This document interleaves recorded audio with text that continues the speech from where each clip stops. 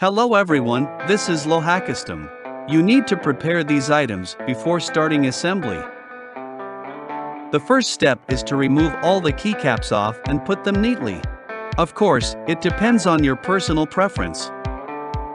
Second, remove the axes for use. For the third step, a screwdriver is required to remove the positioning plate. After that, remove the foam and the circuit board so the disassembly is completed.